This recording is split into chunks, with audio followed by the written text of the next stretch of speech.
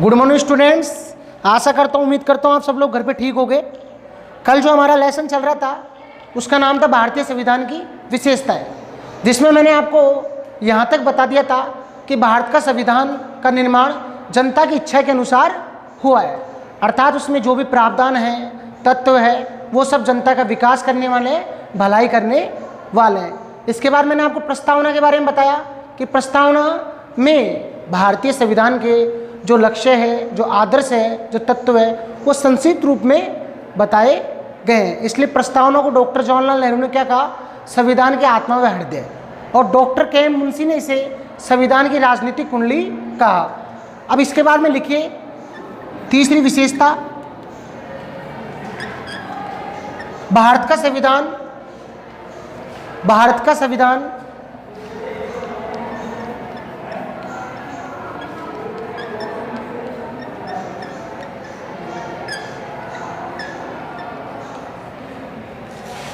विश्व का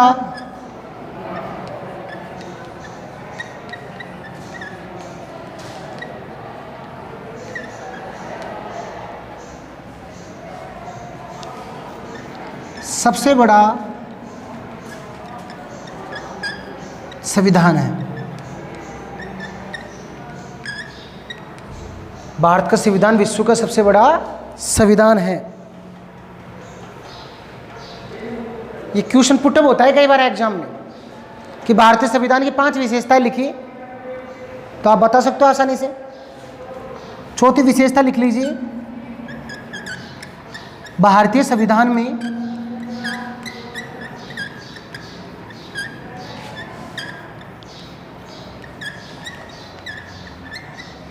अल्पसंख्यक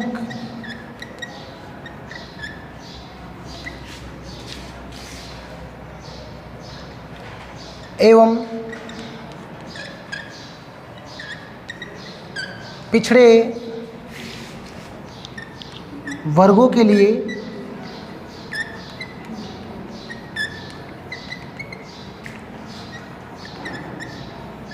आरक्षण की व्यवस्था की गई है। आरक्षण की व्यवस्था की गई।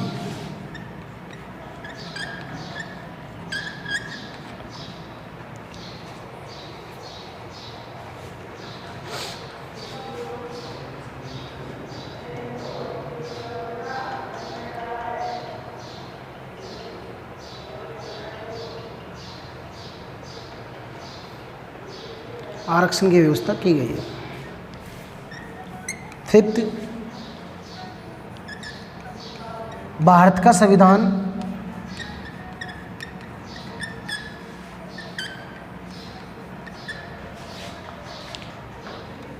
पंथ निरपेक्षता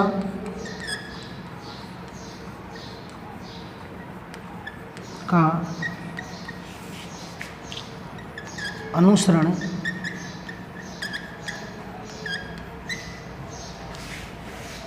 करता है। भारत का संविधान पंथ निरपेक्षता का अनुसरण करता है।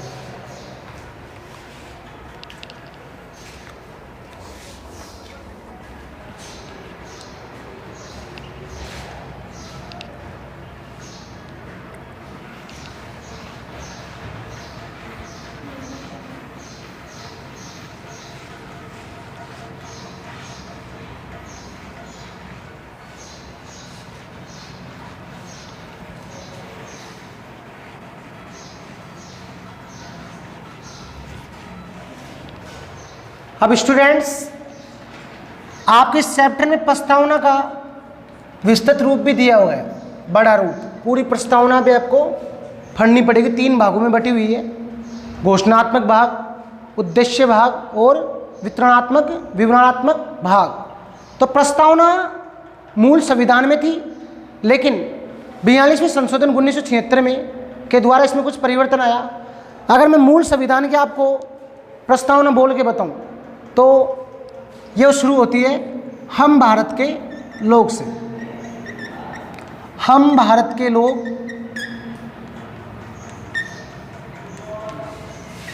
भारत को संपूर्ण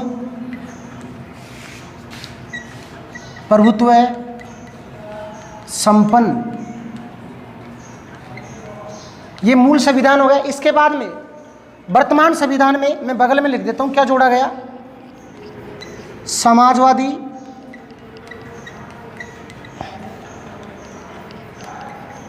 पंथ निरपेक्ष। वर्तमान प्रस्तावना में प्रभुत्व संपन्न के बाद में समाजवादी पंथ निरपेक्ष शब्द जोड़ दिए गए, लेकिन मूल प्रस्तावना में ऐसे कोई शब्द नहीं थे। तो पहले मैं मूल लिखवा देता हूं आपको, संपन्न लोकतंत्रात्मक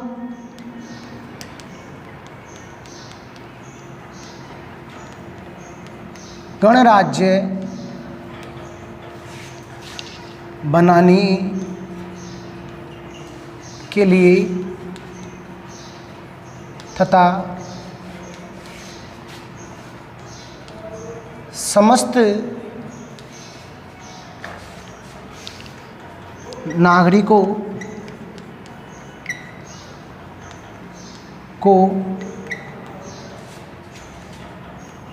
सामाजिक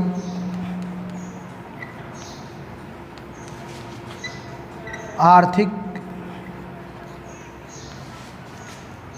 व राजनीतिक न्याय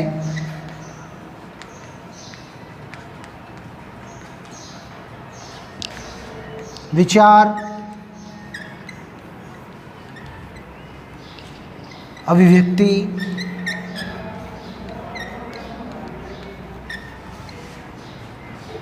धर्म विश्वास और उपासना की स्वतंत्रता तथा व्यक्ति की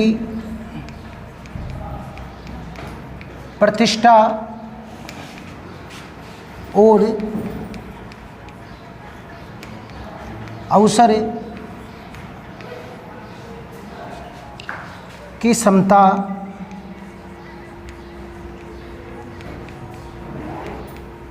प्राप्त कराने के लिए तथा उन सब में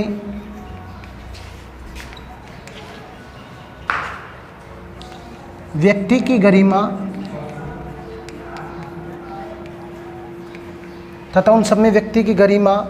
और राष्ट्र की एकता। अब स्टूडेंट्स यहाँ तक क्या हो गया, ये मूल संविधान है। अब एक शब्द और जोड़ा गया वर्तमान संविधान में, वो जोड़ा गया अखंडता। क्या जोड़ा गया? अखंडता।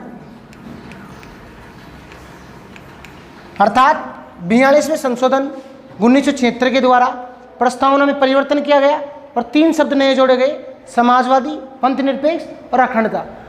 अब ये इसलिए लिखवा रहा हूं मैं क्योंकि आपकी यूनिट फर्स्ट कितने नंबर की है? 10 नंबर। कितने नंबर की? 10।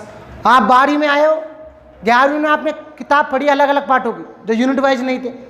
22 पार्ट थे आपके, वहाँ पार्टों के नंबर थे। लेकिन जब इकाइयों में पार्ट विभक्त हो जाते हैं, वहाँ इकाई के नंबर होते हैं। ये जरूरी नहीं होता कि अलग अलग पार्टों में से अलग अलग नंबर आए। एक पार्ट से भी 10 नंबर के प्रश्न पूछे जा सकते हैं। तो क्या पता इस बार आपसे पूछ लिए कि प्रस्तावना कोई लिखी 6 नंबर का प्रश्न। अगर आपको प्रस्तावना याद होगी, लगती है कविता की जैसे ज़्यादा कठिन नहीं, आपको आसानी से याद हो जाएगी, याद करने की कोशिश करोगे। ये प्रश्न भी पूछ सकता है कि प्रस्तावना में कौन से नए शब्द जोड़े गए? 3 शब्द जोड़े गए, समाजवादी, पंथ निरपेक्ष, अखंडता। तो ये तो मूल संविधान की हो गई। और लिखवाता हूँ मैं इसमें आगे, राष्ट्र की एकता को सुनिश्चित, लिखिए यहां तक, हम भारत के लोग भारत को संपूर्ण प्रभुत्व संपन्न लोकतंत्रात्मक गणराज्य बनाने के लिए तथा उसके समस्त नागरिकों को सामाजिक, आर्थिक, राजनीतिक न्याय, विचार, अभिव्यक्ति, धर्म, विश्वास और उपासना की स्वतंत्रता तथा व्यक्ति की प्रतिष्ठा और अवसर की समता प्राप्त कराने के लिए तथा उन सब में व्यक्ति की गरिमा और राष्ट्र की एकता को सुनिश्चित कराने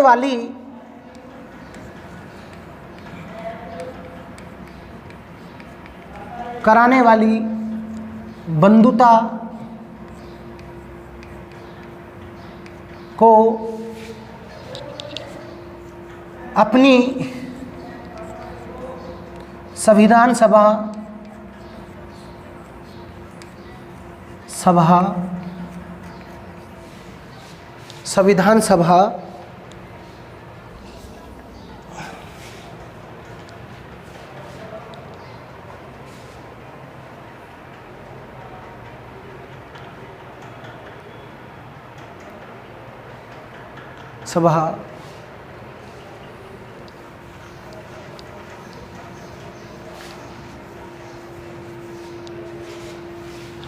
ऊपर की साइड लिखवा देता हूँ, स्टूडेंट देख लेना। संविधान सभा में आज दिनांक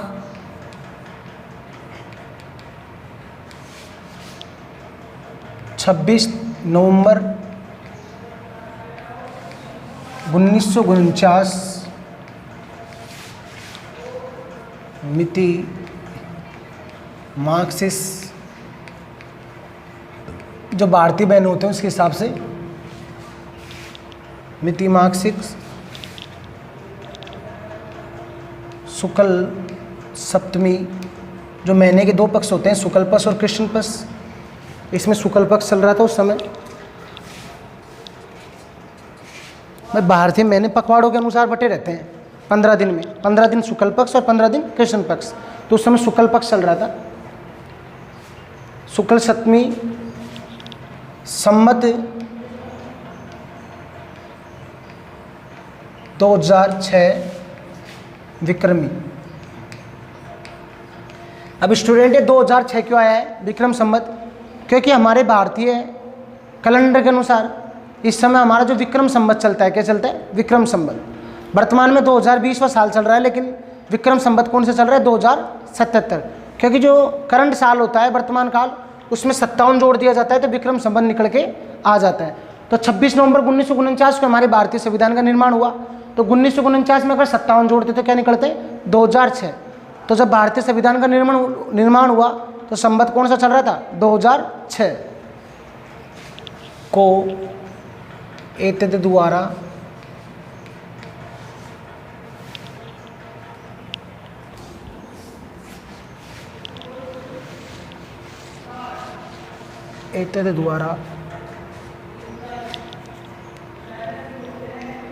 हम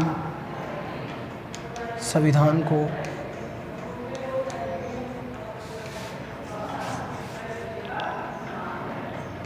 अधिनियमित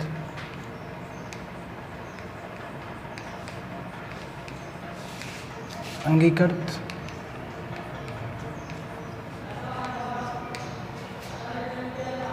और आत्मर्पित करते हैं।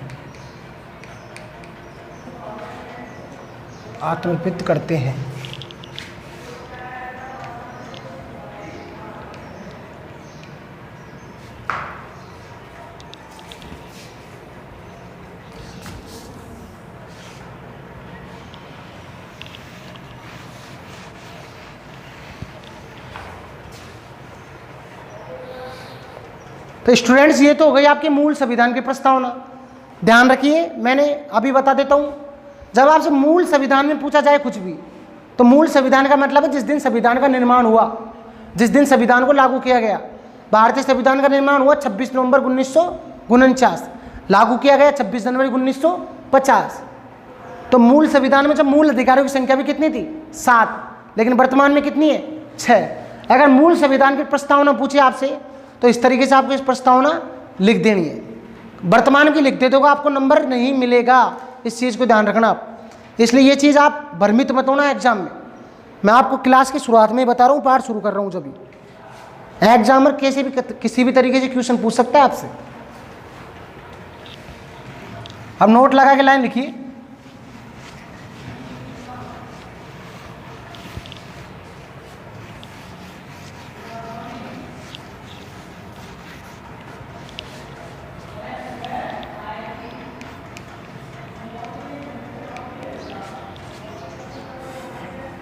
बयालीसवें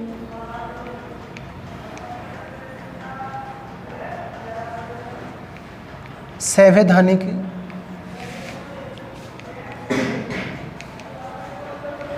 संशोधन द्वारा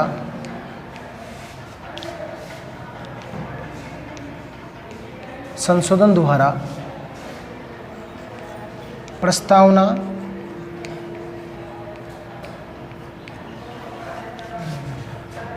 में नए शब्द जोड़े गए।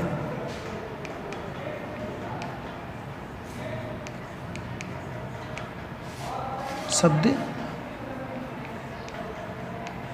जोड़े गए।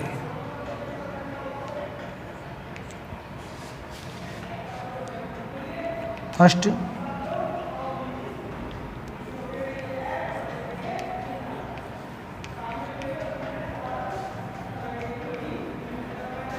संपूर्ण प्रभुत्व संपन्न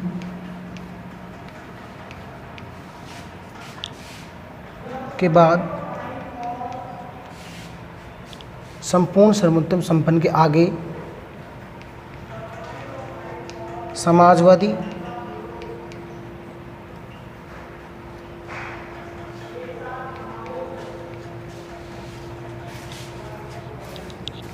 व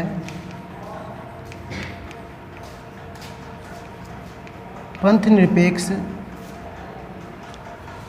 शब्द जोड़े गए।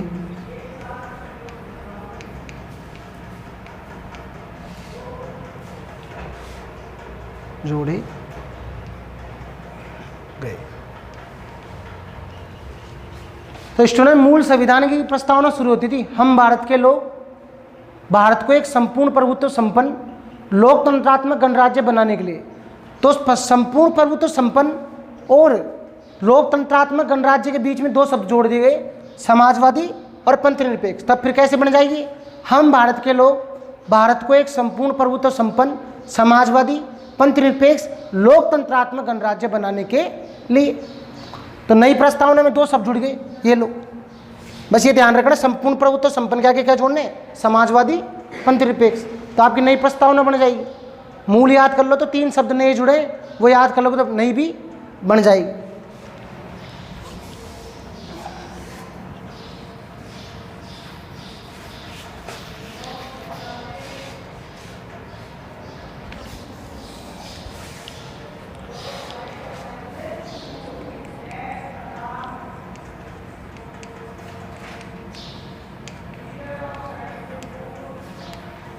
राष्ट्र की एकता मैंने यहाँ लिखवाई थी, यहाँ तक आपको बताया था कि हम भारत के लोग भारत को संपूर्ण प्रभुत्व संपन्न, दो नए शब्द जुड़ गए, समाजवादी पंथ निरपेक्ष। तो नई प्रस्तावना पढ़ रहा हूँ मैं, ध्यान से सुनना स्टूडेंट।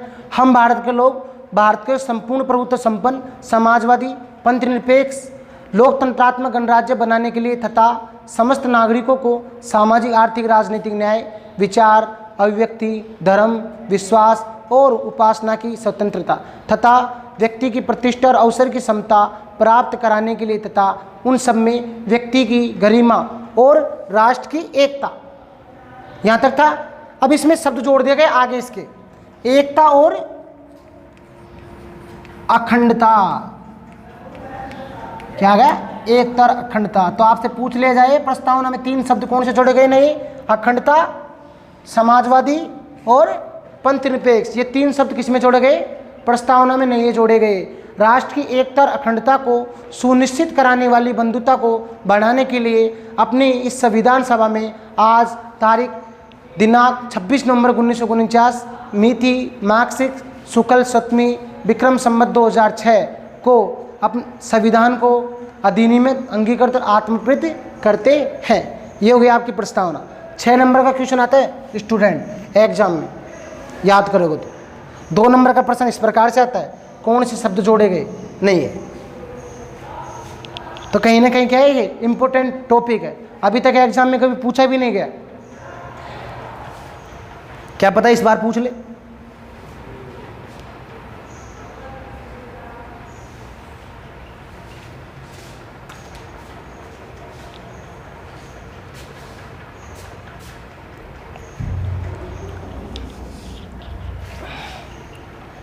अब ये पूरी प्रस्तावना से क्या है, संविधान की विशेषता पढ़ेंगे। देखो दोबारा एक एक शब्द को समझाऊंगा मैं आपको।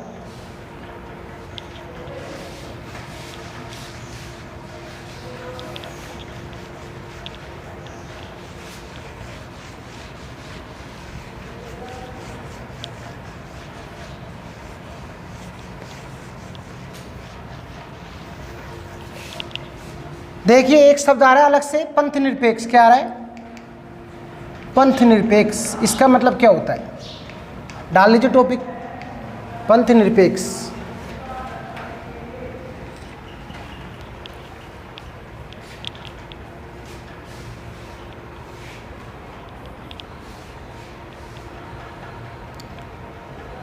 देखिए पंथ निरपेक्ष से तात्पर्य है, पंथ निरपेक्ष से तात्पर्य है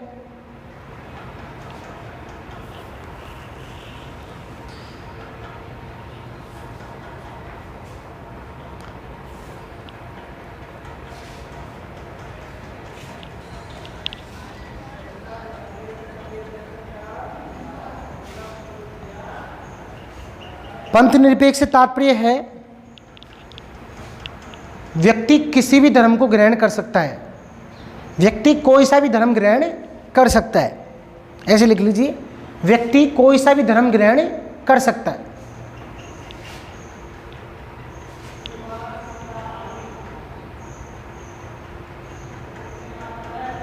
व्यक्ति कोई सा भी धर्म ग्रहण कर सकता है।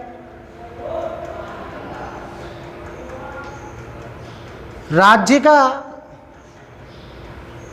कोई आधिकारिक धर्म नहीं है,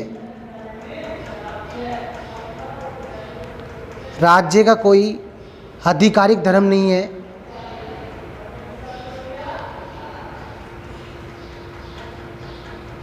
राज्य धार्मिक मामलों में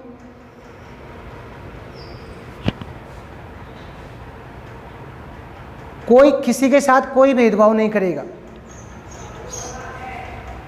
राज्य धार्मिक मामलों में किसी के साथ कोई भेदभाव नहीं करेगा।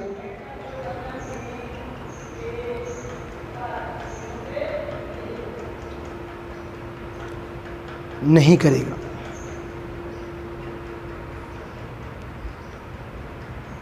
इसे ऊसली फासले का सिद्धांत भी कहा गया है। ऊसली फासले का सिद्धांत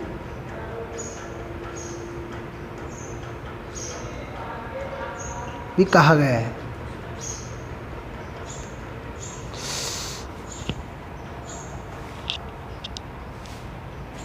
इसे ऊसली फासले का सिद्धांत भी कहा गया है। तो स्टूडेंट, ऊसली फासले का सिद्धांत क्यों कहा है? आपने शब्द सुने होंगे, क्या व्यक्ति को अपने उसूलों के अनुसार चलना चाहिए। किसके अनुसार? उसूलों, मतलब मर्यादा। क्या होता है? मर्यादा। तो राज्य अपनी मर्यादा में सभी धर्मों को उसने स्वतंत्रता प्रदान की है, किसी धर्म के साथ कोई भेदभाव नहीं कर रहा है, इसलिए इसे क्या बोला गया है? ऊसली फासले का सिद्धांत भी बोला गया है। तो पंथ निरपेक्ष समझ में आ गया होगा आप लोगों के। इसके बाद में है संपूर्ण प्रभुत्व संपन्न। मैंने आपको बता ही दिया शुरू में कि अंतिम शक्ति किसमें निहित है? भारतीय जनता में। वो कैसे निहित है कि भारत में कैसी प्रणाली है? लोकतांत्रिक। कैसी है?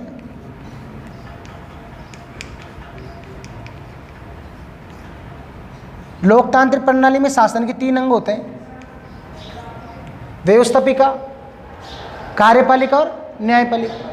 व्यवस्थापिका के 2 सदन होते हैं भारत में, लोकसभा और राज्यसभा। और राष्ट्रपति भी क्या होता है? उसका अभिन्न अंग होता है। लेकिन लोकसभा के सदस्यों को हम सीधे रूप से चुनाव करते हैं, जो होते हैं सांसद। कौन होते हैं? सांसद। जैसे दौसा की सांसद जसकौर मीना, श्रीमती जसकौर जी मीना। तो सीधे रूप से चुनाव किया और वही सांसद मिलकर क्या करते हैं, प्रधानमंत्री का चुनाव करते हैं। किसका करते हैं? प्रधानमंत्री। प्रधानमंत्री का चुनाव थोड़ी होता है, चुनते हैं एक तरीके से वो। हम सीधे रूप से प्रधानमंत्री को वोट नहीं देते।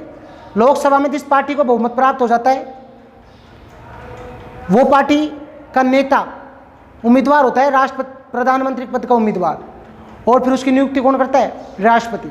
ऐसा संविधान में लिखा हुआ है, अनुच्छेद 74 में लिखा हुआ है कि राष्ट्रपति को परामर्श या सलाह देने के लिए एक मंत्री परिषद होगी जिसका अध्यक्ष कौन होगा? प्रधानमंत्री। और अनुच्छेद 75 के अनुसार प्रधानमंत्री की नियुक्ति कौन करता है? राष्ट्रपति। कौन करता है? राष्ट्रपति। इसलिए राष्ट्रपति का निर्वाचन, प्रधानमंत्री का निर्वाचन नहीं होता, प्रधानमंत्री की नियुक्ति होती है। इसलिए कुल मिला के अंतिम शक्ति किसमें निहित है? भारतीय जनता में। फिर आता है अल्पसंख्यक और पिछड़े वर्गों को सुरक्षा किस प्रकार दी गई है? आरक्षण के माध्यम से। अनुच्छेद 330, अनुच्छेद 332 और अनुच्छेद 335, इसमें आरक्षण की व्यवस्था की गई है। और इस पाठ में जितनी भी चीज़ें हैं, आपातकालीन उपबंध है, मूल अधिकार, मौलिक कर्तव्य है, ये सब आपके जो नेक्स्ट लेसन है, आपके दूसरे लेसन का नाम क्या है? मूल अधिकार, नीति निर्देश तत्व और मूल कर्तव्य। आप उसमें क्या पढ़ोगे? विस्तृत रूप से उनको पढ़ोगे, तो इसलिए उनको अभी लिखवाने की आवश्यकता नहीं है। सेकंड लेसन है। हाँ, मैं उनके बारे में आपको संक्षेप में बता रहा हूँ, जिससे आप जब पढ़ोगे उसको तो आपको आसानी होगी। देखिए, फंडामेंटल राइट्स, मूल अधिकार।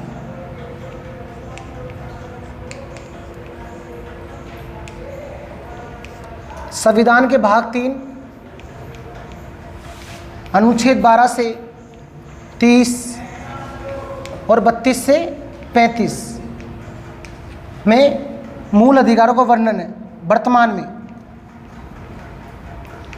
इसलिए मूल अधिकारों की संख्या कितनी है वर्तमान में? 23। कितनी है? 23। लेकिन मूल संविधान में कितनी थी? 24। क्योंकि जो 31वां छोड़ा है ना मैंने आपको, ये इसमें कौन सा अधिकार था? संपत्ति का अधिकार। कौन सा अधिकार? संपत्ति का अधिकार। जिसे 44वें संवैधानिक संशोधन द्वारा मूल अधिकारों की श्रेणी से हटा दिया गया और किस में बदल दिया? कानूनी अधिकार में। किसमें? कानूनी। और अब इसका अनुच्छेद हो गया 300 क या 300 ए। ठीक है, तो मूल संविधान में तो मूल अधिकारों की संख्या कितनी थी? 7। ये हमेशा नोटिस करनी है आपको बात। जब संविधान का निर्माण हुआ उस समय मूल अधिकारों की संख्या कितनी थी? 7, जब तक 44वां संवैधानिक संशोधन नहीं हुआ। वर्तमान में कितनी है? 6। पहला अधिकार कौन सा हो गया? समता का अधिकार। कौन सा अधिकार? समता या समानता का अधिकार, अनुच्छेद 14 से 18। इसके बाद में दूसरा अधिकार आता है स्वतंत्रता का अधिकार। कौन सा अधिकार? अनुच्छेद 19 से 22। तीसरा अधिकार शोषण के विरुद्ध अधिकार, अनुच्छेद 23 से 24। इसके बाद में चौथा अधिकार धार्मिक स्वतंत्रता का अधिकार, अनुच्छेद 25 से 28। संस्कृति व शिक्षा का अधिकार, अनुच्छेद 29 से 30। लास्ट का अधिकार है संवैधानिक उपचारों का अधिकार। कौन सा अधिकार? संवैधानिक। ये सबसे महत्वपूर्ण अधिकार है। इसलिए डॉक्टर जवाहरलाल नेहरू ने क्या कहा इसके बारे में? ये भारतीय संविधान का हृदय है, आत्मा है। ठीक है, इसके माध्यम से क्या करते हो आप? मूल अधिकारों की रक्षा करते हो। क्योंकि इसमें 5 प्रकार की रीति पाई जाती है। कितने प्रकार की? 5। परमादेश, प्रतिषेध, उत्प्रशन लेख, अधिकार प्रच्छा और बंदी प्रत्यक्षीकरण। इनके बारे में हम विस्तृत रूप से, अगला पाठ है हमारा जिसमें विस्तृत रूप से पढ़ेंगे। ये तो हो गया अपने मूल अधिकार।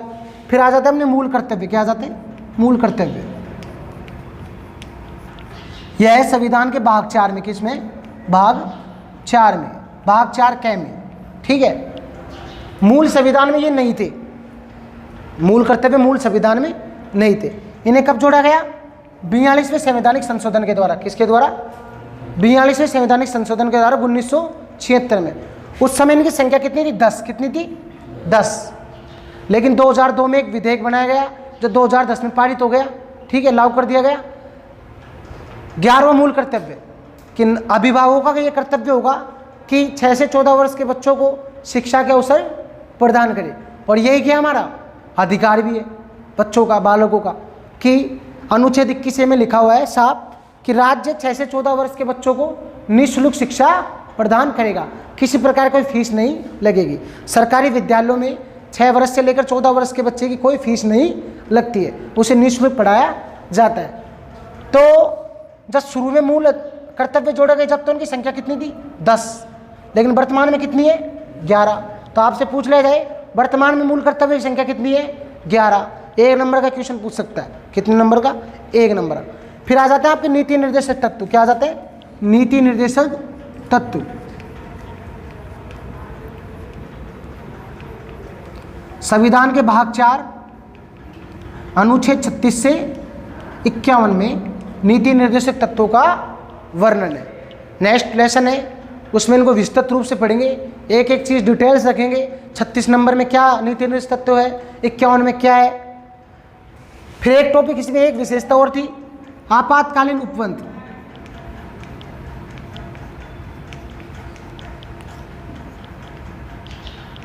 दो साल पहले आपने 10वीं पास की थी, आपके 10वीं में पाठों की संख्या ऐसा स्ट्रीम 20 थी, जिसमें 6 नंबर का पाठ था आपका केंद्र सरकार, सेंट्रल गवर्नमेंट।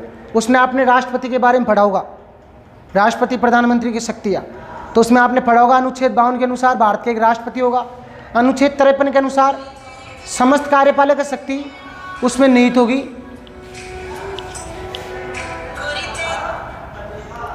समस्त कार्यपालक शक्ति उसमें निहित होगी।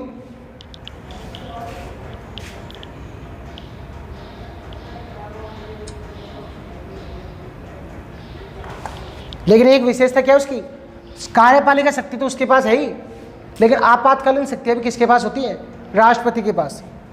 अनुच्छेद 352, 356 और 360 ये 3 शक्तियां हैं। अनुच्छेद 352 के अनुसार राष्ट्रपति आपातकाल लगा सकता है जब देश में युद्ध की स्थिति हो। कैसी स्थिति हो, युद्ध की स्थिति हो। अनुच्छेद 356 के अनुसार वो कब आपातकाल लगा सकता है, जब राष्ट्रपति को ऐसा लग रहा हो कि राज्य में संवैधानिक नियमों के अनुसार प्रशासन का कार्य नहीं हो रहा, तो राज्यपाल उसको सूचना दे देता है, किसको, राष्ट्रपति को। तो राष्ट्रपति उस राज्य की सरकार को बर्खास्त कर देता है और वहाँ पे क्या लग जाता है, राष्ट्रपति शासन। नेक्स्ट अनुच्छेद 360 वित्तीय का आपातकाल। अगर राष्ट्रपति को लग रहा हो कि देश आर्थिक मंदी से गुजर रहा है, किससे गुजर रहा है, आर्थिक मंदी से, तो वह वित्तीय आपातकाल की घोषणा कर सकता है। इन सब के बारे में नेक्स्ट पार्ट में पढ़ेंगे, क्योंकि आपकी सेकंड यूनिट कौन सी है, भारत में शासन, जिसमें पहला पार्ट है संसद, लोकसभा और राज्यसभा, और दूसरा पार्ट कौन सा है, प्रधानमंत्री, राष्ट्रपति, उसकी शक्तियाँ, कार्य, जिसमें हम इसको विस्तृत रूप से पढ़ेंगे। तो ठीक है स्टूडेंट्स, हमारा नेक्स्ट लेसन होगा मूल अधिकार, मूल कर्तव्य, नीति निर्देशक तत्व। ओके, धन्यवाद, बाय।